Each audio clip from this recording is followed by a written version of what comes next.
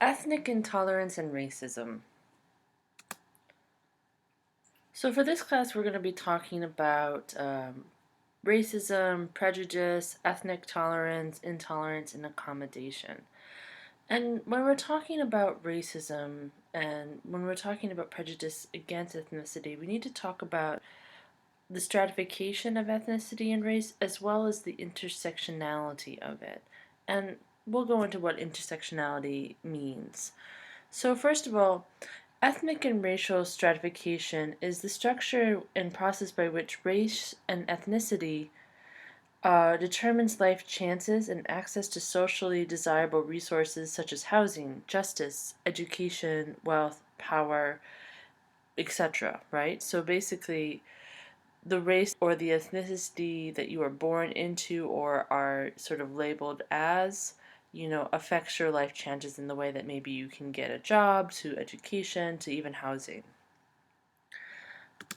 But it's important to know that, when we're talking about stratification, whether that's ethnic, racial, gender stratification, sexuality, even ability, that it's not just sort of one thing, right? So you might be a racial minority, but you also are, maybe a woman, you might be, a particular religious group, you might be an older person or a younger person, and these sort of very different factors very much play a role in how you're going to move about in life, whether, some opportunities are going to be there for you or disadvantages are going to happen to you. And that's sort of the idea of intersectionality. Intersectionality is that oppressions are interlinked and cannot be solved alone. So we can't talk about racism without talking about sexism. We can't talk about sexism without also talking about classism, right? Because all of these sort of oppressions are very much interconnected and play in our lives. We're not just one thing. I'm not just a woman, or I'm not just, a person who's a particular religion, or I'm not just my age. No, we are these things, but they're also very much intersected, interconnected to a lot of other factors in our lives. And so when we're talking about oppression and definitely talking about trying to fight oppression, we can't talk about it as just one thing. We can't just fight racism without also talking about sexism, classism, religious sort of intolerance, or even, ageism, sort of the oppression that people as they get older feel.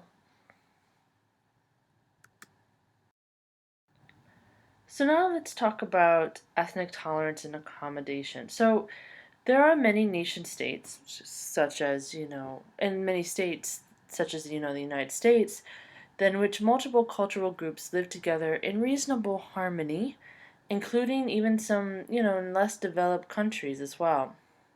Now, as we talked about before in the previous class, the goal of the nation or the state is to reduce social conflict, right? It's about trying to keep as much as possible a harmonious whole.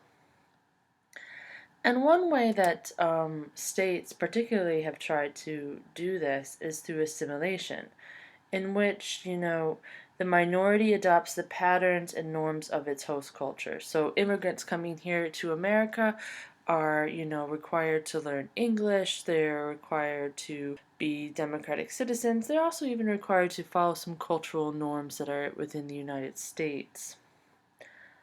Often, though, within the assimilation model, immigrants, particularly, are expected to abandon their cultural values and traditions, replacing them with those of the majority population. And you can talk about it in some ways as a positive thing of like becoming more like their host country, but you can also talk about a negative thing in the sense that people are being forced to adapt to a culture that they might not necessarily agree with, and also lose their own culture that has value as well, right?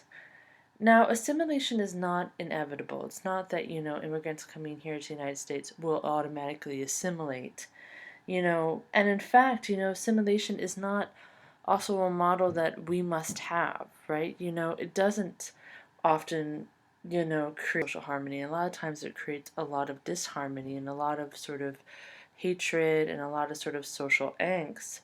And many societies can live without assimilation, right? So, we don't have to be all a collective whole. We can enjoy our own cultures and still live, side by side together in relatively good, relationships. Now, five reasons why, assimilation would take longer. And this is really particularly important to the United States because the United States is known for its history of being an immigrant country, right? We've had waves and waves and waves of different immigrants, right? Coming from first Europe and then, coming then from, other places around the world, from Asia, from Latin America, from, the Middle East and Africa. And in these waves, assimilation has been very different. Their history of assimilation has been very different. Now, there are five reasons why assimilation would be longer for a particular minority group coming into a country such as the United States. One is that the differences between the minority group and the majority group are large. So not only differences such as language, religion, even sort of, cultural norms, gender norms, these sort of things. There could be a huge difference. So then that's going to cause a lot of sort of difficulties for these individuals to assimilate to their host culture. Another big important factor is that the majority is not receptive or to that minority population, meaning that they're not welcoming them in, they're not helping them become settled. And therefore, then, faced with that sort of oppression coming in, you're going to these minority groups and immigrant groups will retain a lot of their own culture because they're not being feeling, very much welcomed here in this country. Another sort of factor, and this is really important, is that of a minority group arriving over a very short period of time. So like a quick wave of people coming in within just a couple of years instead of like, some immigrant groups here in the United States. I'm thinking about the Irish in particular, it's been decades and decades of immigrating here to the United States. Whereas for other community groups, that hasn't been the case. It's just been within the past decade or so. Another thing is that, and this happens a lot with new immigrant groups here in the United States, but also in other places as well, that, these residents, once they arrived here, are forced either because of hostility or lack of chances to move about or, to gain money to move somewhere else. They tend to then live in very sort of close confines to one another, and then they have little interaction with sort of the larger majority culture. And they become sort of, in a sense, ghettoized, sort of concentrated.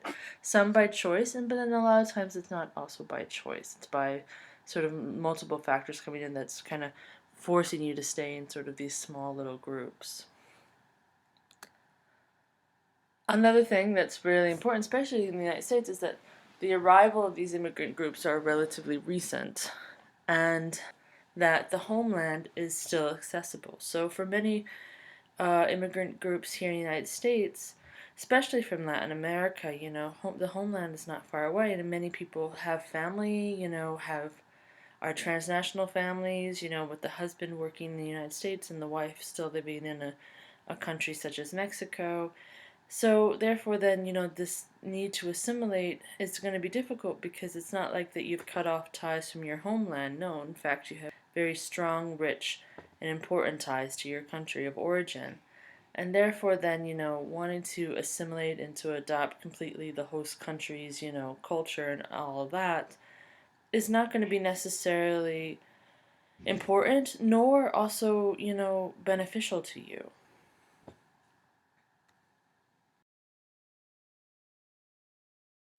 And this gets into then, the problems with assimilation is that assimilation doesn't really actually happen. It's very hard for somebody to completely assimilate, right? And so we have to talk about pluralism. And pluralism implies that various groups in society may have mutual respect for one another's culture, a respect that allows minorities, cultural minorities, religious minorities, etc., to express their own culture without prejudice or hostility from the majority. And this gets into the idea of a plural society, which is a society combining ethnic contrasts, ecological specializations of environment, resources by different ethnic groups, and the economic interdependence of those groups. So it's about creating a society where you do have these sort of strong divisions between different groups within that society, but that they can also then work together or they can live side by side. They're not necessarily needing to rely on one another.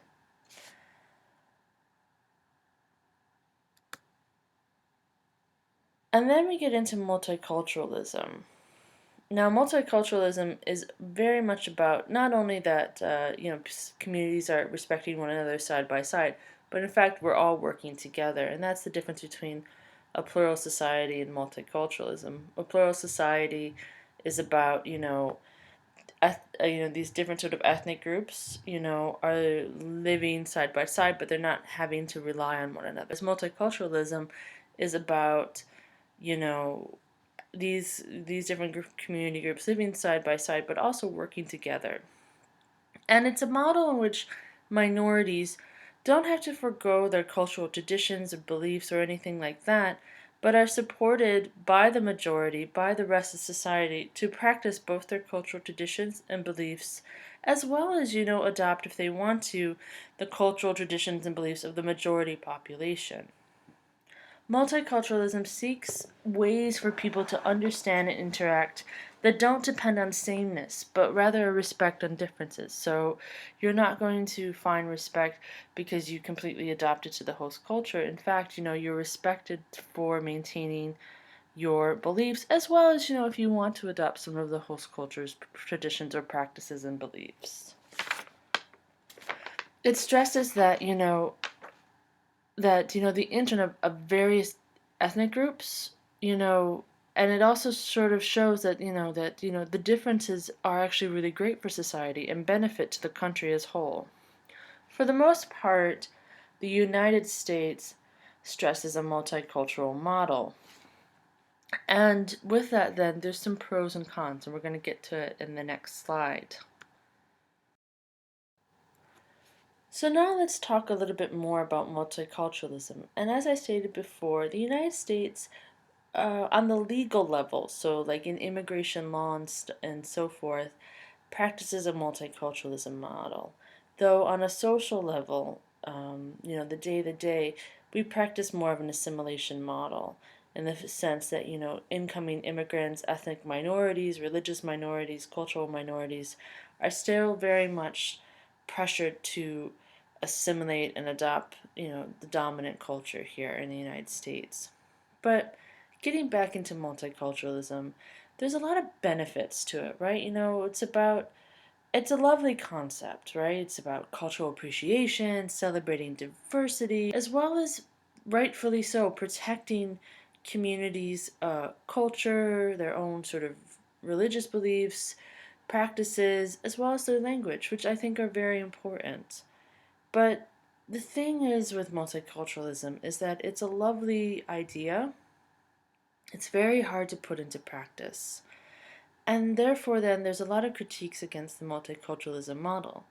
And you can definitely get much further this, but I'm just going to list a few quick things. And one is the problem with the hyphen.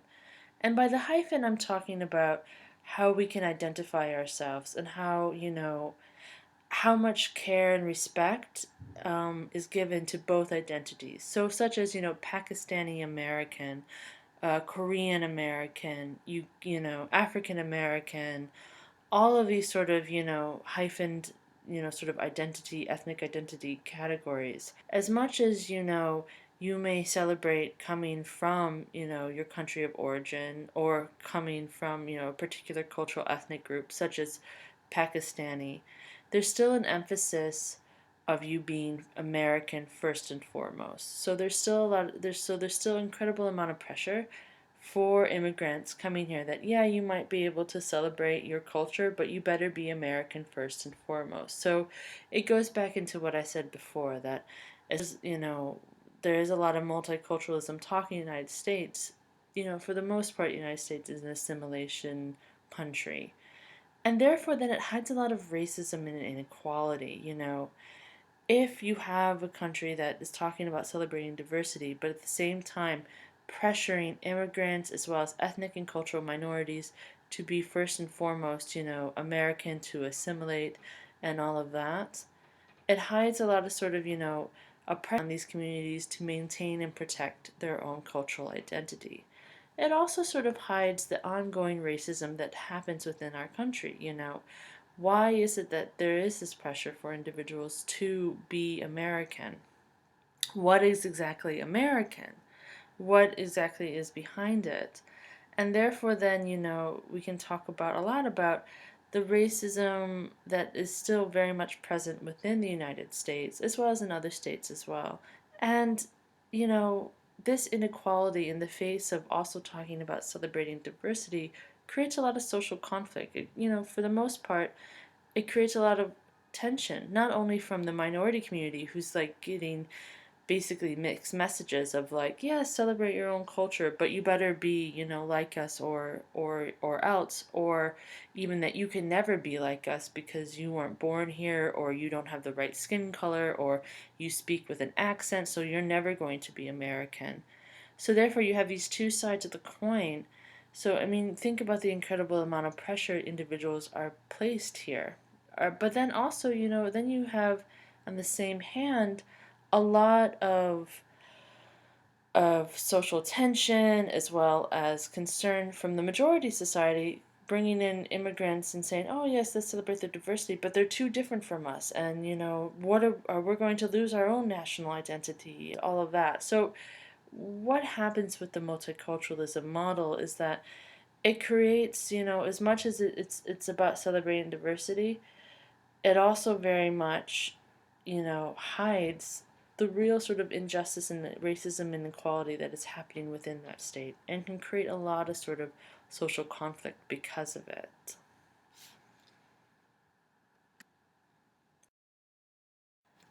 And let's get further into the roots of ethnic conflict. So, the roots of ethnic conflict are vast, very vast, and for many different reasons, and it's always particular to that community as well, right?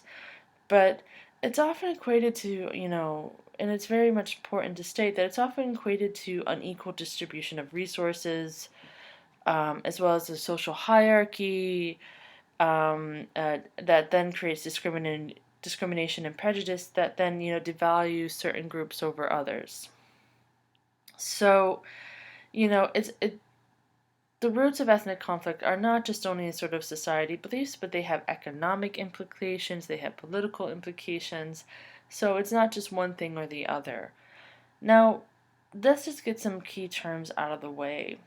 And one is prejudice, and it means what it means is that prejudice means, the devaluing of a group because of its assumed behavior, values, capabilities, or attributes. Whether or not these attributes actually exist, and in fact most of them don't, it's this idea that this certain group has these assumed behavior and values, and therefore then are lesser than, or are, cannot be trusted, or whatever. And then, on the flip side, then it puts, a group that is valued higher and believing that they have the opposite of whatever sort of bad characteristic that the devalued group has. And these assumed behavior and values are based on stereotypes, which are these, for the most part, fixed ideas. Like, there are very few beneficial, nice stereotypes. And stereotypes are rather negative, but about what members of a certain group are like. Stereotypes can work to elevate the status of a group which engages in it. Stereotypes very much serve a purpose. It helps another group. If you devalue one group, you then can raise yourself up, right? Stereotypes also, and stereotyping reduces the need to think by creating universal. So you don't have to really think about that group and really sort of try to understand them. You can just say, oh no, everyone in that group is like this. They're all like this. And you don't have to acknowledge then individual characteristics. You have to recognize that, whatever group that you're thinking of, there are a bunch of individuals who have their own needs, their own sort of desires, their own sort of lives. As well as, stereotypes work very efficiently in reducing guilt in the minds of those who practice prejudice and discrimination. It's sort of like, in a way, it's the chicken and the egg, in the sense that, well, these groups have it. These groups are, whatever sort of group. Like, let's say a group is really lazy, or at least the stereotype is that they're lazy. And then you say, well, yeah, so that's why I'm not hiring people from this certain group, because they're lazy. Again, it feeds into this vicious cycle of sort of giving you a reason for doing discriminatory, prejudiced things. Now, and that's really important, is that, stereotypes, particular stereotypes, are often used for different groups. And they've been used, in the context of the United States. It's very interesting to look at the history of racism here, because you'll find a repeated pattern as new immigrant groups come in of a certain stereotype being placed on them. So, such as a great example is laziness. Laziness has been applied to a lot of incoming social groups as well as ethnic minorities here in the United States, from incoming Irish during the Irish potato famine to Americans, to then incoming Polish people coming here, to blacks, Hispanics. And it's really interesting to see that, as these new immigrant groups come in, or as these sort of social, or, these ethnic minorities, they get placed in this category of laziness, and it's then used, as a justification of why these groups are so, oppressed, and why someone in the member of that group is, is having to suffer so much, oh, well, because they're lazy, right? But you put that stereotype on them in the beginning. Again, it's this very vicious cycle. Now, discrimination is, for this class, we're talking about it as the policies and practices that harm a group and its members. So, with discrimination, we need to talk about it in two ways. One is de facto, and that's the practice but not legally sanctioned. So, this is sort of the day-to-day discrimination. De jure is about the part of the law, so such as the separate schools and separate public services that were happening in the South. That was a de jure discrimination. But even though for the most part in the United States, though there's still grounds for a lot of other parts of discrimination, ethnic discrimination by the law has been sort of removed. But de facto discrimination is still very much present. And it's also very present in institutions, such as education, health services, police, all of that, where discriminatory practices become an integral part of the society and the institutions of that society. The more complex and bureaucratic the organization is, the less people pay attention to the discriminatory practices embedded in the rules and procedures. Largely because, individuals are just saying, I'm doing my job or whatever, and I'm following orders, or I enforce the laws, I do not create them. But, discrimination is still very much in part and still very much intertwined in a lot of the institutions that we are a part of, such as in education, such as in health, as well as just like business and all of that.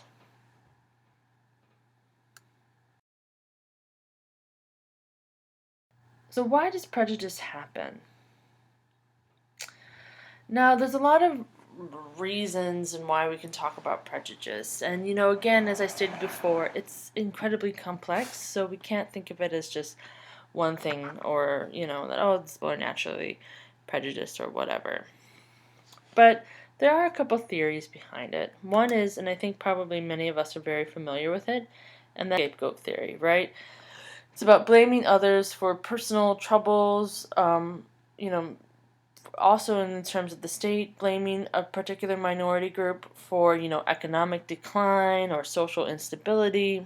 And by doing that, it creates a target to focus social anger and anxiety. So A classic example is, during the World War II, Nazi Germany was using the Jews and other social undesirables, such as communists and so forth, political dissidents, as, they're the ones who are messing up our country. They're the ones who caused us to have, these economic decline. Therefore, they are the target for the social anger and anxiety.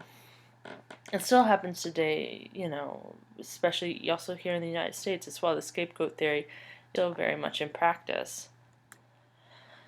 There's also the idea of cultural prejudice, meaning that prejudice is socialized. Nobody is born prejudiced, right? You're not born as a baby to think, oh, some people are less than me, or some people are greater than me, or whatever, or that some people behave this way and that's the only way they behave, or any of these things. A baby's not born into that, right? It's not in our genetics. We're socialized, right? We're taught by our families, we're taught by our neighbors, our school, our day-to-day interactions of the prejudice that we have. And with that, then, that culture of prejudice, it becomes sort of normal for people to be prejudiced to others. We don't sort of think about, like, how odd this is that we have these prejudices. We just think, well, we have these sort of ideas about a certain group of people. That's normal. We all have ideas. We learn these things.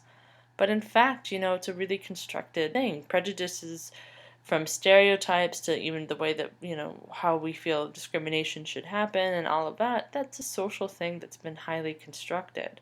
It's not something that's normal or natural. But we don't question it because it's in our everyday lives, we're raised in it, and we don't think about it.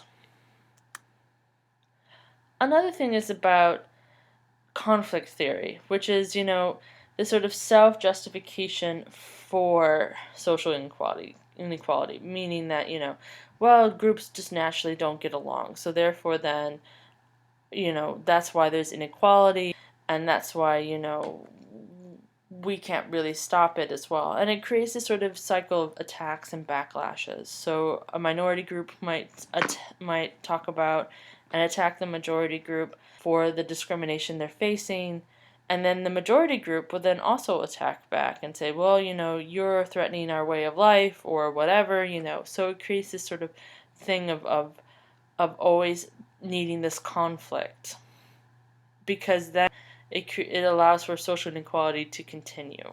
So nothing really changes and everyone's still unequal.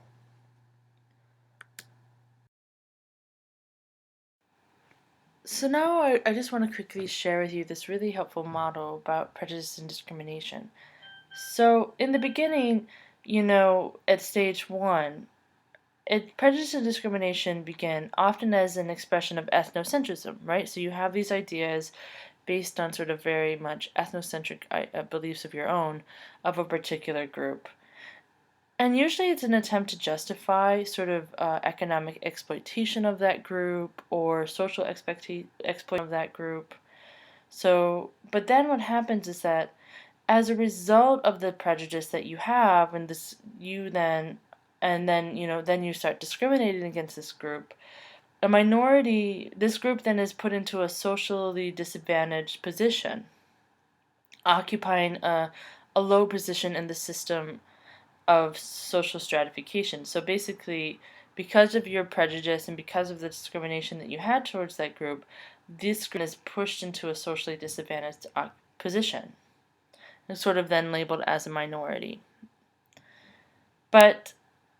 And then what happens is that in stage 3, this social disadvantage that you kind of push these individuals into is then interpreted not as a result of earlier prejudice that you had. So it's not seen as, oh, well, the reason why they occupy this low position is because I had these ethnocentric beliefs, but in fact is seen then by the rest of society and you as well as just sort of, well, they're in this low position because that's the way they are. They're innately inferior or they're naturally inferior, rather than looking at the social system and the structure for all the real reasons of why they're in that low position. So it sort of, in a way, hides the fact that, the society, and I keep on using the word you, but, the society already had these sort of ethnic beliefs and therefore then push this group into a minority position.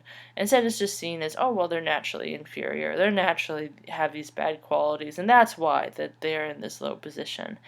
And basically, then the cycle repeats, right? Because then that feeds into more prejudice, stereotypes, as well as discrimination, more disadvantage, and then, again, more the sort of naturalized oppression.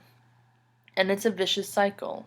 It's a vicious cycle, continues, and it's about trying to break that cycle within yourself as well as within society.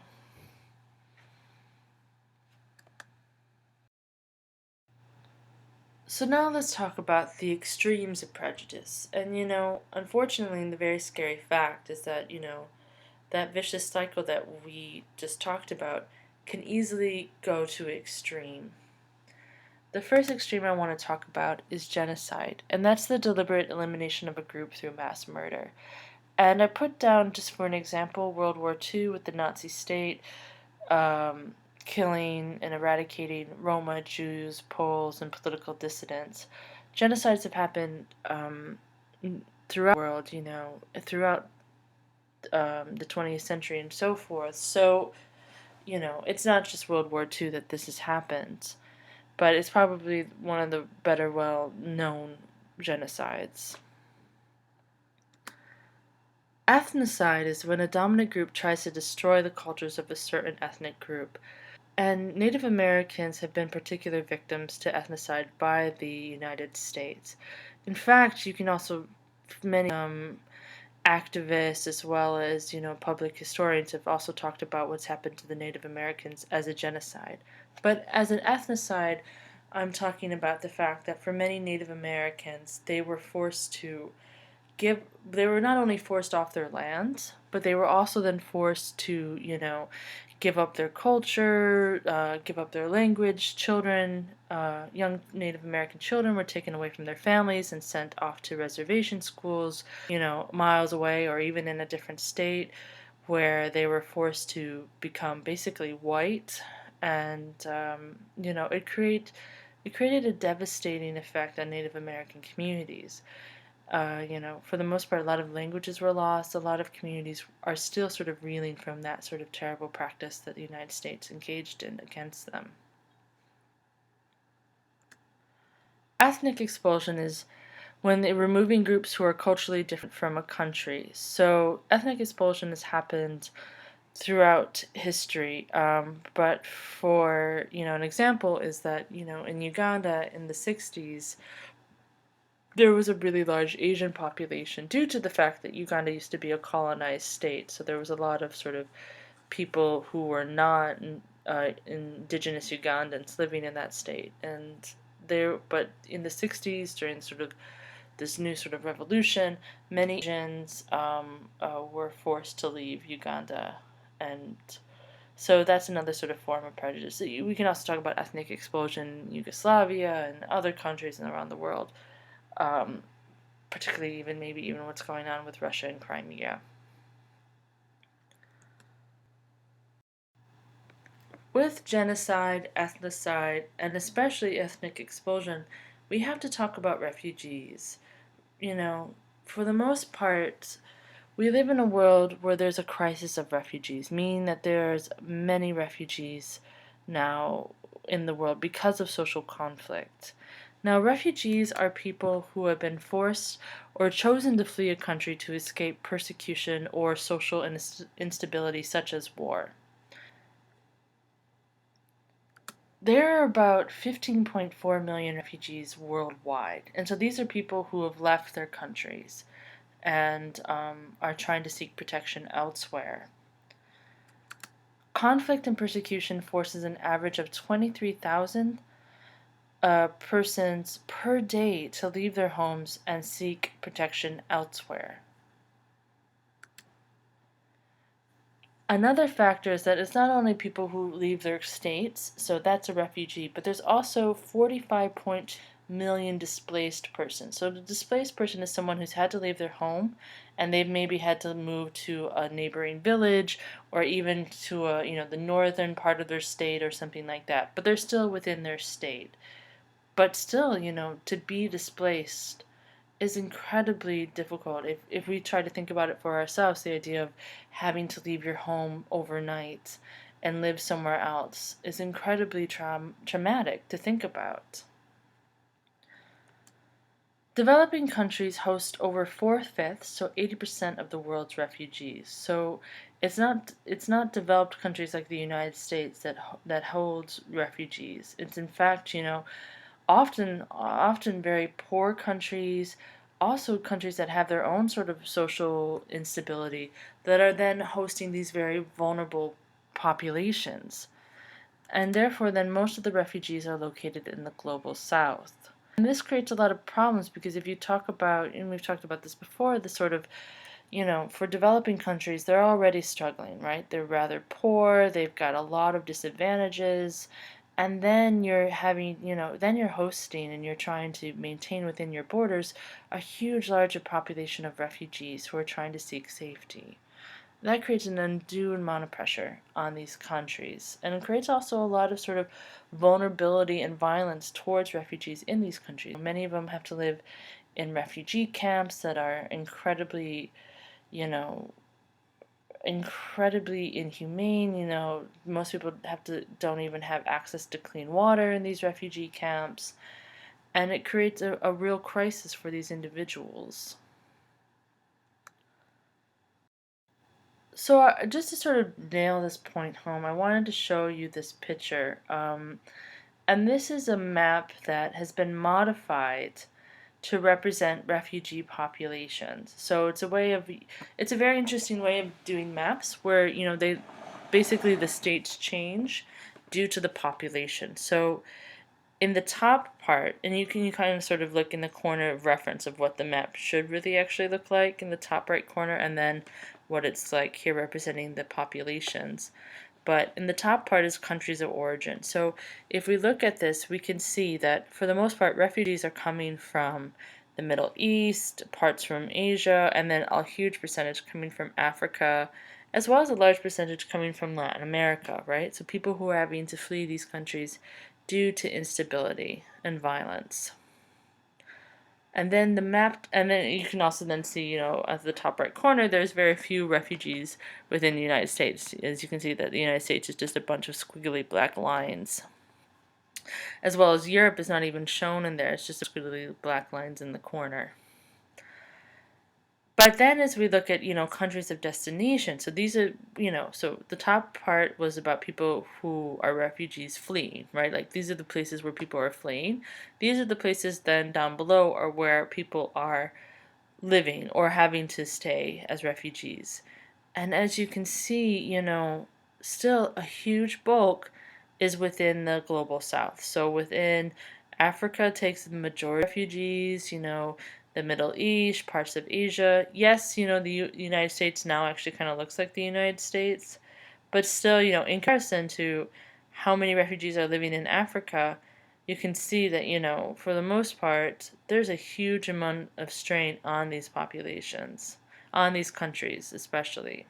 And it's something to really think about what is our role here in the United States of offering protection and sanctuary to people who are fleeing some really horrific circumstances.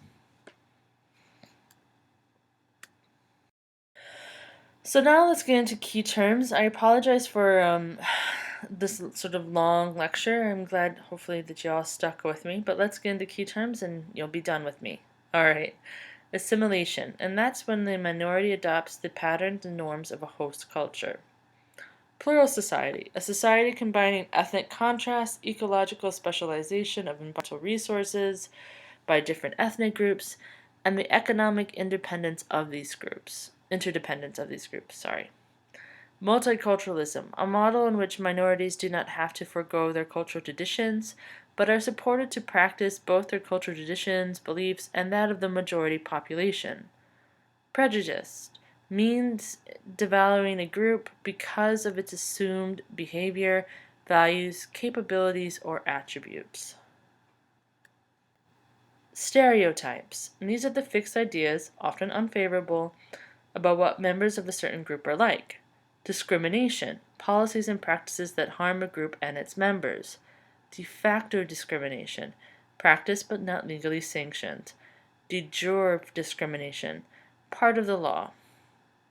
Genocide, the deliberate elimination of a group through mass murder. Ethnocide, when a dominant group tries to destroy the culture of a certain group. Ethnic expulsion, removing groups who are culturally different from a country. And then lastly, refugees, people who have been forced or chosen to flee a country to escape persecution or war. Thank you again for sticking out. I really appreciate it.